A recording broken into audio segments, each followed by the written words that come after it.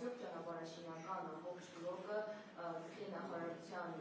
պատասխանատվության ներքո է լինելու եւ ինչպիսի ռիսկեր է առանձնացրել այս առումով։ Նաեւ Հայաստանը խոշոր ենթակառուցվածքային նախագծերում հաճախ ներգրավում է տասնամյակները, օրինակ Հյուսիս-Հարավը նկատի ունեմ։ Այս փորձը հաշվի առնելով ինչպես է պատկերացնում Հայաստանի ներգրավվածության արդյունավետությունը TRIP-ի մասով։ Շատ լավ, TRIP-ի հետ կապված արդեն հարցին պատասխանեցի, պատասխանին ավելացնելու բան չունեմ։ Ճանապարհների հետ կապված մենք ռիսկեր չենք տեսնում այդ նախագծի իրականացման համար եւ եթե նույնիսկ որոշակի ռիսկեր լինեն, դրանք կառավարելի ռիսկեր կլինեն, այս պահին ռիսկեր չկան։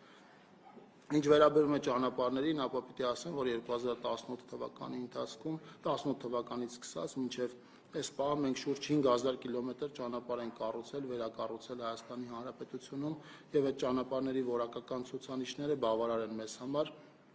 մասնավորապես արդեն նաեւ պետական լաբորատորիայի ուրեմն գործուն մասնակցությամբ այդ որակական ցուցանիշները բարելավվել են եւ դեռ կշարունակեն բարելավել։ Քաղաքացիների դժգոհությունը կարծում եմ կապված է չկառուցված ճանապարհների մասով, որտեղ Հայաստանի Հանրապետության ճանապարհային ցանցը շատ ավելի երկար է, քան իմ նշած 5000 կիլոմետրը,